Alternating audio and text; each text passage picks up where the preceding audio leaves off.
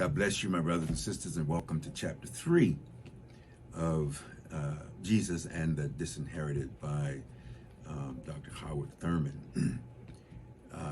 We've been talking about the mechanisms that the disinherited use in terms of dealing with this notion of being the underdogs. And this third installment, chapter, if you would, has to do with the idea of deception. And there are three ways in which Dr. Thurman says that the disinherited uses deception to survive. And the first one is this, that they accept what they believe is the apparent fact that their situation is what it is. There is no sensible choice other for them to deceive not only themselves in their thinking, but the dominant population, and accept the fact that they are disadvantaged, and that's just the way it is. There are no equal terms for them by which they can meet their opponent. Right? That means those who are dominating over them. And in fact, they believe that the dominant group has an expectation of being fooled by them with no expectation of honesty, because there is really no relationship between the disinherited, the underdog, the discriminated against, and those who are dominating that group. So that's the first way that they deal. They accept their situation, they go along with it, even though they may not necessarily agree, but they said that they have no other alternative. The second approach, Dr. Thurman says, or alternative as he calls it, is to juggle various areas of compromise. The assumption being that the moral quality of compromise operates on a ascending-descending scale. Since deception obviously is not a positive term, right? But in this second approach to dealing with those who dominate people is to swallow the fact that deception may be a negative term, but they have no other choice but to compromise in order to survive. And all over the world, there are millions of people who are condemned by the powerful in their society to live in ghettos. It is, right? It is, in fact, it is the ghetto or death, literally. And people have made decisions to live and therefore then compromise on the matter of places and condition. Those in power have assumed that the decision will be to live, and so they have basically counted on that fact, and what they will do then is they will use every means possible to keep the disinherited in check, including violence. And what Dr. Thurman says really blew my mind is that when people are in this situation that they're in, and they're using these scales of compromise, preaching to them about that is not enough, he says.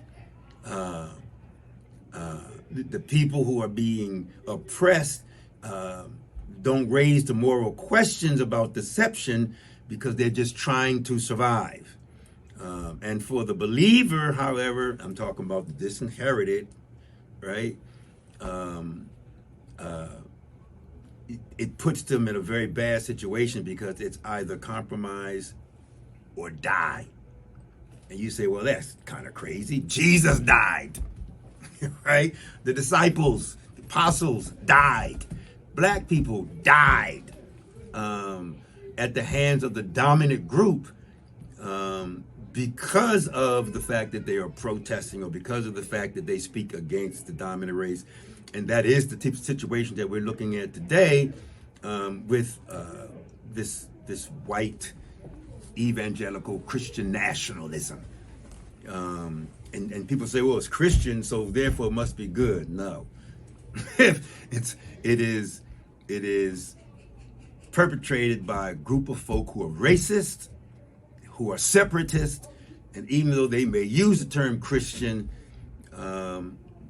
they really are not good at heart. And then the third and final alternative is what Howard Thurman calls complete and devastating sincerity. That means tell the truth.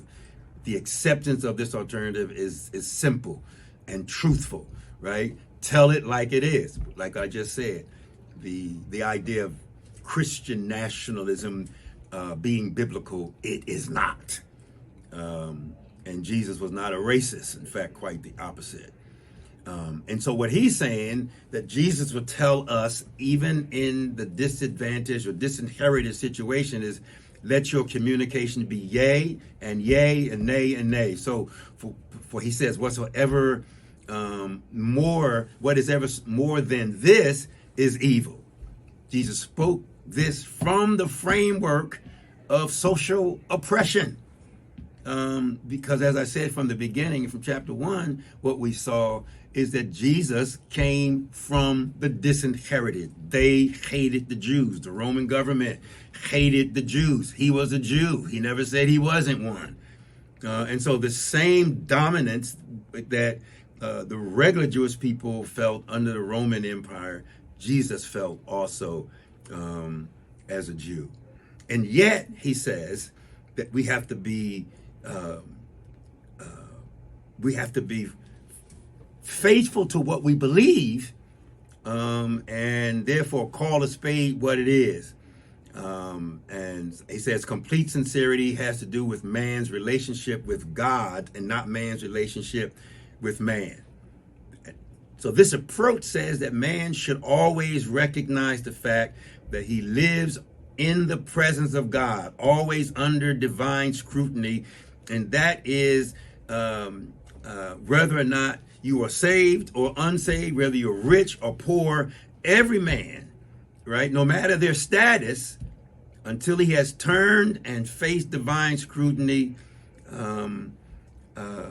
is merely a man, and either unsaved or saved. For Jesus, man's relationship to God and his fellow man are the same. And we all need redemption, which is what he's saying. And we'll see that in the last chapter of the book, where Howard Thurman deals with Jesus' view of love.